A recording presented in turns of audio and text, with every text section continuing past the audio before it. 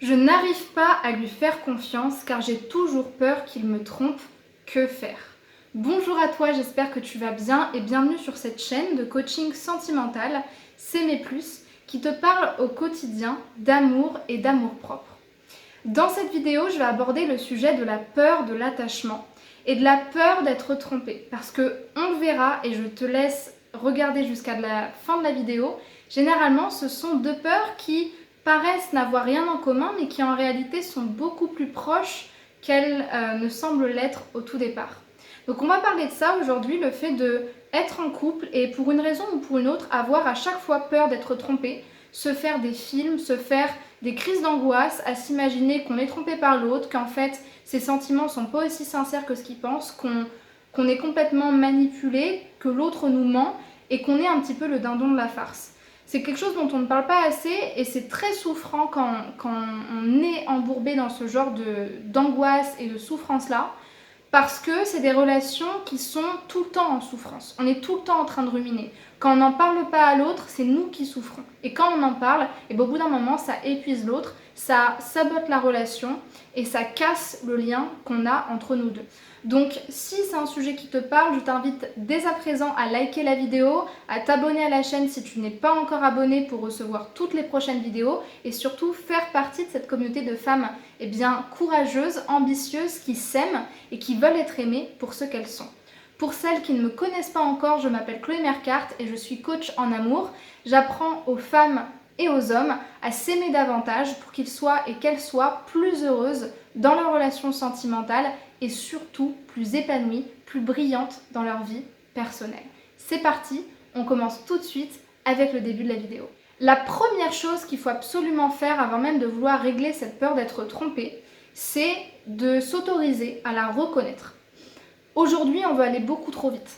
Et moi, la première. On ne veut pas reconnaître nos blessures, on ne veut pas reconnaître qu'il y a des défauts, entre guillemets, de l'ego en tout cas, qu'il y a des choses qui ne sont pas au clair, des choses qui ne sont pas à leur place ou qui prennent beaucoup trop de place parce que c'est très inconfortable de reconnaître qu'on a des problèmes avec la fidélité, avec le fait de se faire confiance, de faire confiance à quelqu'un d'autre, encore plus dans un cadre sentimental de séduction où on a envie de se montrer confiant et bien et d'une certaine manière parfait aux yeux de l'autre. Et là, le problème, ce serait de croire que si je cache mes blessures, alors je serai plus désirable aux yeux de l'autre. C'est complètement faux parce que vous devez d'ailleurs l'avoir expérimenté. Quand vous mettez vos blessures sous le tapis, généralement, elles reviennent encore plus fortes à la fois prochaine, à la prochaine angoisse, à la prochaine hésitation, parce que justement, vous vous serez dit non mais c'est pas très important, et puis après, ça va revenir de plus en plus belle. Donc, ce n'est pas la solution de mettre cette peur-là sous le tapis. Dans un premier temps, ce qu'il faut absolument faire, c'est s'autoriser à reconnaître cette blessure. Déjà pour soi. Ne serait-ce que pour soi, ne serait-ce qu'avec sa propre conscience, se dire « je reconnais que j'ai extrêmement peur d'être trompée. Je reconnais que dans telle situation que je vis avec mon copain ou avec tous les hommes de ma vie, effectivement, j'ai une problématique avec la tromperie. » La deuxième chose, c'est d'aller un peu plus loin dans cette réflexion et de se dire d'où ça me vient. Pourquoi j'ai peur d'être trompée? C'est pas anodin cette peur-là. Qu'est-ce que ça dit de moi? En quoi ça fait sens dans ma personnalité, dans mon histoire, dans l'histoire des femmes de ma famille ou alors des hommes de ma famille? Est-ce que j'ai déjà vécu la tromperie? Est-ce qu'il y a un élément déclencheur à ça qui vient de moi, qui vient de mon histoire, qui vient peut-être de l'autre? En quoi mon expérience me montre que j'ai des raisons d'avoir peur de la tromperie? Parce que en faisant ça, ça ne va pas justifier et nourrir votre peur, mais vous allez pouvoir comme dresser un portrait robot de cette peur-là. Ok, elle existe. Et en disant qu'elle existe, vous êtes déjà en train de prendre du recul par rapport à ça. Si je reconnais que j'ai une peur, je reconnais que je suis différente de ma peur et qu'elle prend de la place. Si maintenant je reconnais les raisons d'exister de cette peur-là, je reconnais tout son historique. Pourquoi elle est là cette peur-là? Et donc je ne suis pas déjà en train de subir, d'être en réaction, je suis en train de l'observer.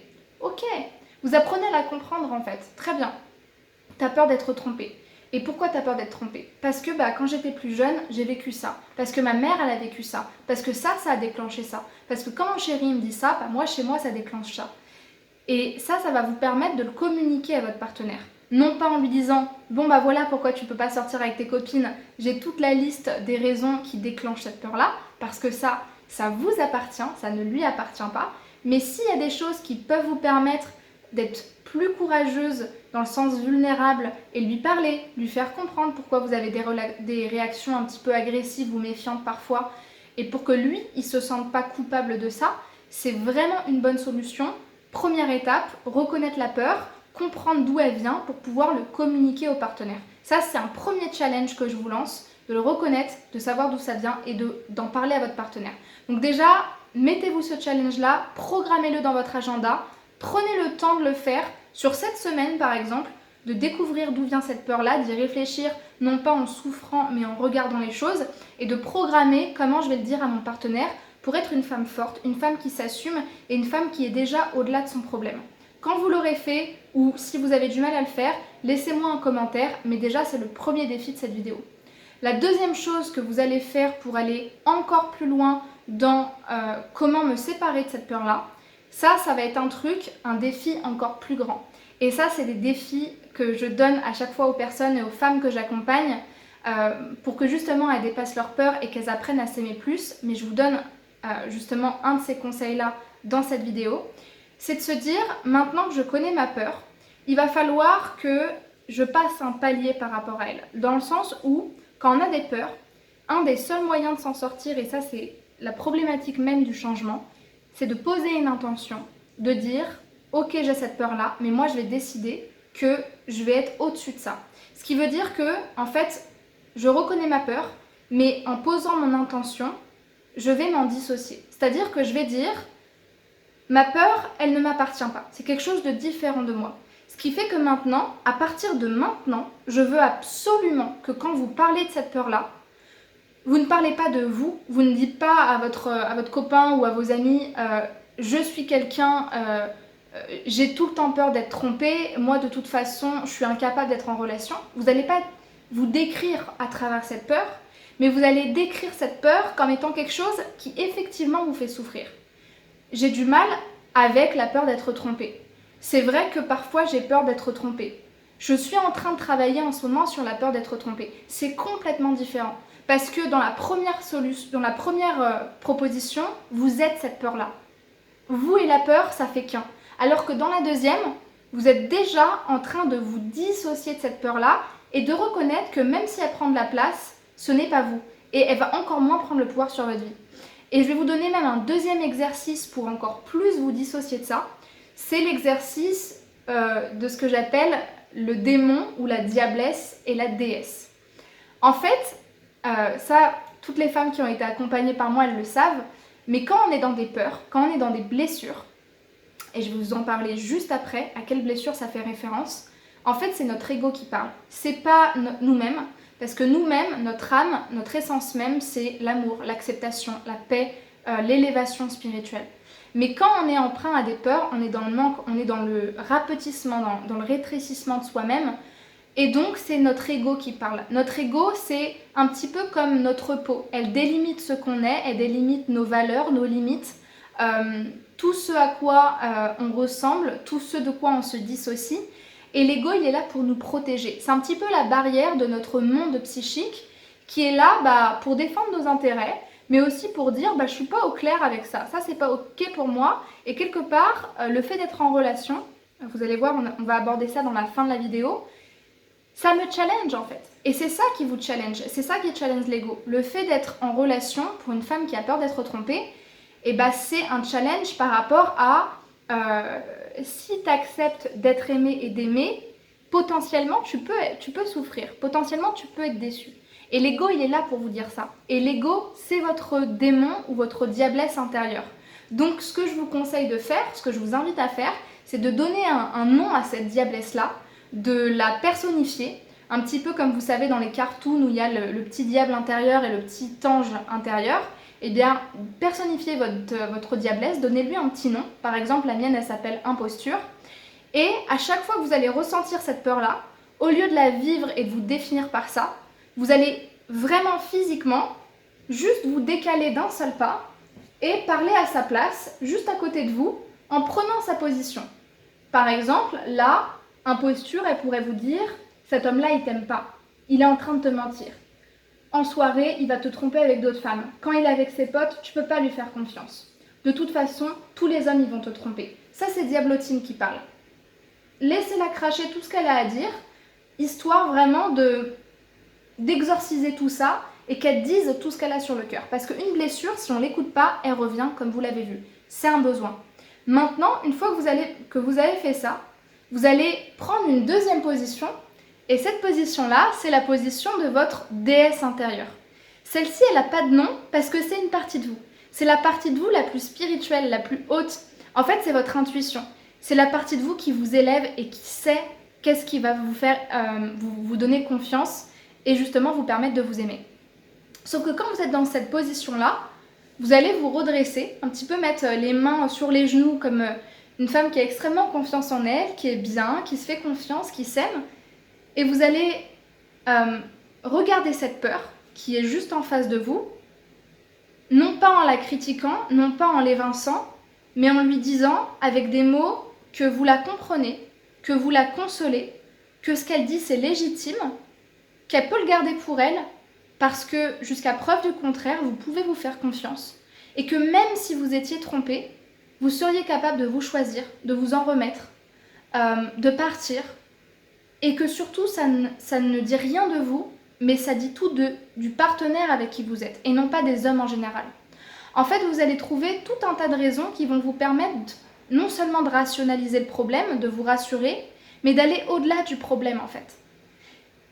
Quand je pense que tous les hommes sont des trompeurs, en fait j'ai peur d'être trompée, mais si je suis trompée, c'est l'histoire d'un homme, ou de deux, ou de trois, mais pas de tous les hommes en général.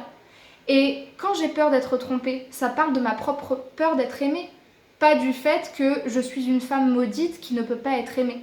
L'idée, c'est de remettre les choses dans leur contexte. Et votre déesse intérieure, elle est là pour ça. Donc votre deuxième challenge, ça vous pouvez le faire à partir de cette semaine, si vous êtes très motivé, sinon la deuxième semaine, pour celles qui auraient besoin de plus de temps, eh bien écrivez-moi dans les commentaires comment vous avez fait ce dialogue et à quoi ça vous a servi de vous mettre dans une position de diablotin où je parle, où je dis quelle est ma blessure, et de déesse où je me fais confiance et où j'apprends aussi eh bien, à nourrir aussi cette partie-là de moi plutôt qu'à nourrir la peur. Et enfin, la troisième chose que je voulais aborder avec vous, c'est, comment dire, le latent de ce problème-là. À chaque blessure, il y a quelque chose qui est latent. Il y a quelque chose qui, sous le manifeste, se cache et qui est beaucoup plus profond que ça. Déjà, la peur d'être trompée, souvent, très très souvent, c'est une peur de trahison. Pourquoi ? Parce que déjà, elle touche la relation au sexe opposé, aux relations amoureuses, et que c'est une blessure dans laquelle on est tout le temps en train de se méfier l'autre, tout le temps en train de contrôler, tout le temps en train même d'agresser l'autre, de le contrôler, de le manipuler, parce qu'au fond, on a peur d'être trahi par lui. On a peur de faire confiance au mauvais et de paraître comme faible. Quand on a peur d'être trompé, on a peur d'être faible et d'être vulnérable. Et c'est d'ailleurs assez drôle parce que le challenge qui nous est présenté dans cette peur-là, c'est justement d'apprendre à se faire confiance dans le vulnérable, à apprendre à embrasser la faiblesse même que représente le sentiment amoureux et le risque que ça représente. Alors vous allez me dire, oui mais Chloé, bon, prendre un risque d'avoir le cœur brisé, ça sert à rien. Mais en fait, c'est comme dire, vivre, ça sert à rien parce que dès lors que je sors de la rue, je peux me faire agresser, je peux me faire écraser par une voiture, je peux mourir d'insolation, je peux choper le Covid, je peux me faire fusiller par un terroriste. Oui, mais ça n'enlève pas la puissance de la vie et son état essentiel. L'amour, c'est exactement pareil. Si toute votre vie, vous vous mettez derrière des peurs en vous disant « je ne peux pas aimer parce que j'ai peur d'être trompé », ben vous vous créez un mal parce que vous avez peur d'être vous-même d'une certaine manière et d'être aimé pour ce que vous êtes. Donc c'est très très profond, mais c'est à ça que touche la blessure de trahison. Et d'ailleurs, la blessure de trahison, elle sous-tend une blessure d'abandon, parce que ces deux blessures-là sont très liées. Voilà ce que je voulais vous dire dans cette vidéo. Et pour le dernier mot de la fin, pour le petit bonus, quand on veut comprendre pourquoi cette peur elle est là, ce qui est bien, c'est de se demander, c'est quoi le bénéfice derrière cette peur ? Qu'est-ce qu'elle m'apporte au fond ? Au fond, quand je supprime les hommes, quand je les enlève de ma vie, quand je leur fais pas confiance, quand je les bloque, quand je suis agressive, qu'est-ce que ça m'apporte que me laisser être aimée ne m'apporterait pas ou serait très difficile et très désagréable pour moi ? Il est où mon bénéfice là-dedans? Pourquoi j'aime faire ça au fond? Et deuxième chose, si je vis ça, c'est que j'ai un challenge, c'est que j'ai un apprentissage à faire. Donc c'est quoi ton apprentissage? Pourquoi cette peur-là, elle est là aujourd'hui pour toi? N'hésite pas à me le dire quand tu l'auras découvert après cette vidéo et en ayant pris le temps de travailler dessus. En tout cas, je suis hyper contente de t'avoir parlé de ce sujet, j'espère vraiment que ça t'a plu. Si c'est le cas, laisse-moi un pouce bleu pour me dire que tu as aimé la vidéo et abonne-toi à la chaîne pour faire partie de cette communauté de femmes qui non seulement sont aimées pour ce qu'elles sont, mais se choisissent et veulent travailler sur elles parce qu'elles sont ambitieuses et qu'elles sont courageuses. Et puis si tu veux du contenu quotidien sur l'amour-propre, je t'invite à me suivre sur Instagram sans perdre plus de temps parce qu'il y a plein de contenu dessus, ainsi que eh bien, si tu souhaites être accompagné, tu auras un lien dans la description de la vidéo qui t'emmènera vers la réservation d'un appel totalement offert avec moi pour que je puisse comprendre quels sont tes besoins et tes blocages au changement. J'espère que tu vas passer une bonne journée, en tout cas prends bien soin de toi et à très vite pour une prochaine vidéo de coaching sentimental. Au revoir.